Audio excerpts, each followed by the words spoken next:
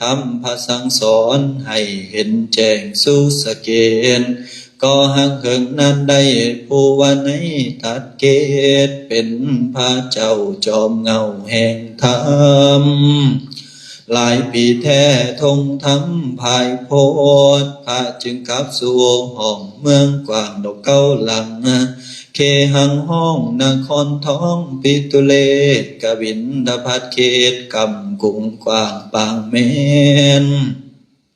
เป็นบอนจอมแผ่นปูพระปิตาตนพ่อกับทั้งพระเมธเจ้าสองเงาอยู่คองและเห็นยองย้ายพระเจ้าทองเที่ยวเสด็จกับทั้งหมู่สังโฆภูทะรงศีลสร้าง20,000แท้สังโฆตามพระบาทพระกลีลาดใหญ่งามลำกว่าผมแท้แล้วพอเมื่อไปถึงห้องกรุงท้องกว้างใหญ่พระบาทไทยเศร้าอย่างอยู่เสถียรวิหารเอิญนิโคทาคงเขตฝูงหมู่ไทยเทศเท้ามาเข้าคาบถวาย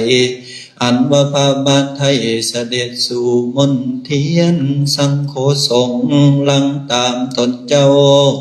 อันว่าสนสาวเสื้อสากยามวนมากไหลลังเข้าบูชาเจ้ายอดธรรมแต่ว่าพวงผู้เฒ่าเจ้าใหญ่องค์กษัตริย์มีมนะถือตัวยิ่งยอตนไว้ว่าพระจอมไตรแก้วเป็นหลานเกิดไม่รุ่นลูกแท้บ่มาเข้าขาบบังคมทรงแต่พวกผู้น้อยกษัตริย์หนุ่มกุมารมานมัสการต่อองค์พุทโธเจ้า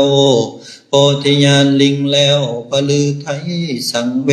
ชพระมิงเงาฤทธิกาขอดไขเจ้าเอ้ยพระก็พันเพ่งพายขึ้นแทนทั้งทลังเฮินเวโห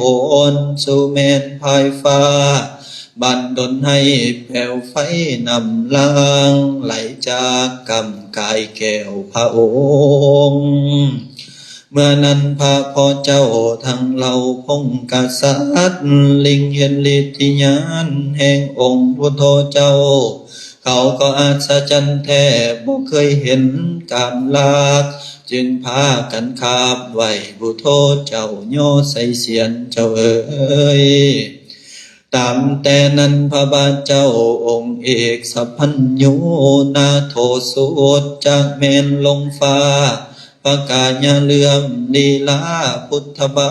ทฝูงหมู่ญาติพี่น้องย่อไว้คู่สู่คนอันว่าญาติพี่น้องพ้องเผ่าสากญาเขาก็สมซื่นบานต่อโพธิญาณแก้วอันนี้หากแม่นนาโทแท้สัพพัญญูผู้ประเสริฐเกิดแต่กรรมสกุลเบื้องแห่งเฮาเจ้าเอ๋ยเมื่อนั้นเขาก้าวต้านสมซื่นปารมีสรรเสริญคุณสาเซ็งเกียรติกองยามนั้นมีโคนย้ายไหลเวียนทานตามอัศจรรย์เกิดขึ้นฝนแก้วดอกลังลง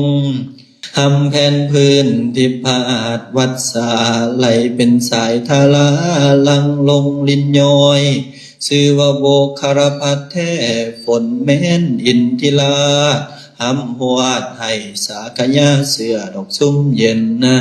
อันวายาดฝนนั้นสีแดงดูงามอัศจรรย์บ่เคยเห็นก็หากมีข่าวนี้ไปผู้ปรารถนาให้ฝนหำเปียกสูมฝนหยาดย่อยหำให้ดอกดังไม้